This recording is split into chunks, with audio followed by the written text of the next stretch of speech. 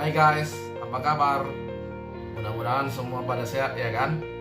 Nah, kali ini kita akan melanjutkan materi pelajaran kita pada pokok bahasan yang terakhir, yaitu mengenai perhitungan kimia.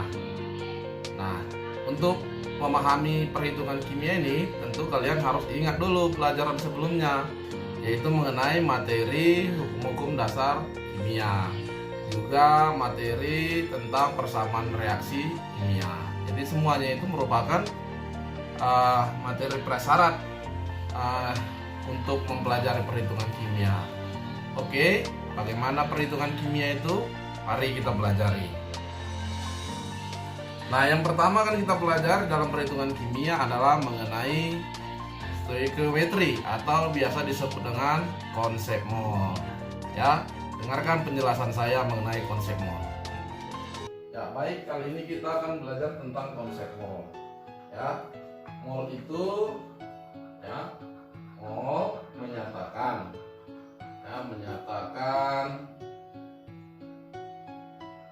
banyaknya jumlah partikel atau molekul.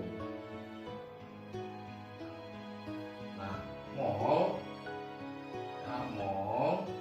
itu dapat dihubungkan kepada massa, kemudian jumlah partikel, lalu pada volume, dan juga kepada molaritas, ya, molaritas OH. Nah, kita akan bahas satu persatu hubungan mol dengan masing-masing item yang ada di papan. Nah, yang pertama, hubungan mol dengan massa. Ya. Nah, hubungan mol dengan massa ya dapat dirumuskan mol sama dengan massa dibagi dengan AR. Ya, AR itu adalah massa atom relatif, ya, massa atom relatif. Nah, ini apabila dia dalam bentuk atom, ya. Nah, atau mol bisa juga dirumuskan, yaitu mol sama dengan massa dibagi dengan mR. Ya, mR itu apa? mR adalah massa molekul relatif. Jadi dalam bentuk molekul. Jadi hubungan mol dengan massa bisa kita rumuskan ini tadi dia. Mol sama dengan massa dibagi dengan AR, atau mol dibagi dengan mol sama dengan massa dibagi dengan mR. Nah, kalau kita konversikan lagi, maka massa sama dengan mol dikali AR, atau massa sama dengan mol dikali dengan mR, ya.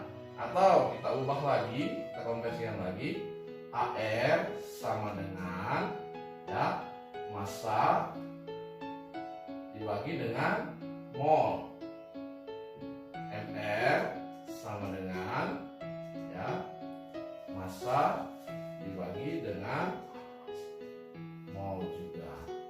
Jadi inilah hubungan antara mol dengan massa, di mana massa dalam, ya, massa itu satuannya, ya, adalah gram. Oke, ya, kita lanjutkan ke bagian yang kedua, yaitu hubungan mol dengan jumlah partikel. Itu hubungan mol dengan, ya, dengan jumlah partikel. Hubungan mol dengan jumlah partikel dapat dirumuskan mol sama dengan jumlah partikel dibagi dengan 6,02 kali 10 pangkat 23. Nah ini ya. Nah 6,02 kali 10 pangkat 23 itu inilah yang disebut dengan bilangan Avogadro.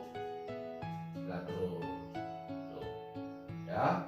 Nah, dari rumus di yang ini ya, maka kita dapatkan jumlah partikel ya, jumlah partikel itu akan sama dengan mol dikali 6,02 kali 10 pangkat 23 ya. Jadi udah dua rumusnya. Bisa dipahami kira-kira? Oke, kita lanjutkan ke yang ketiga, yaitu C, hubungan mol dengan volume. Nah, mol dengan volume ya, hubungan mol dengan volume nanti itu bisa juga dibagi dua. Nah, bisa diukur pada keadaan standar. Keadaan standar ya. Nah, pada keadaan standar ya, itu artinya pada suhu 0 derajat Celcius tekanannya 1 atm ya.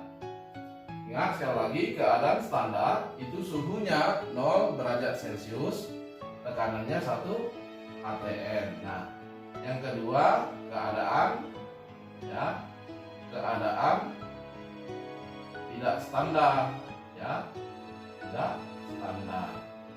Nah, bagaimana keadaan tidak standar ya, di luar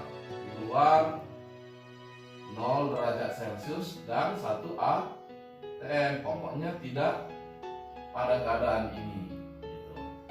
Nah, kalau pada keadaan standar ya, keadaan standar, kalau pada keadaan standar maka mol dirumuskan sama dengan V per 22,4 liter itu volume ya.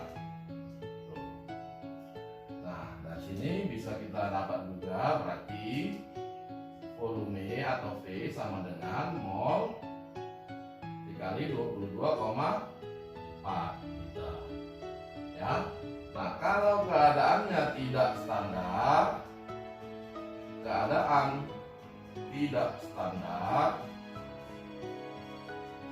maka rumusnya menggunakan tetapan gas ideal, yaitu PV sama dengan nRT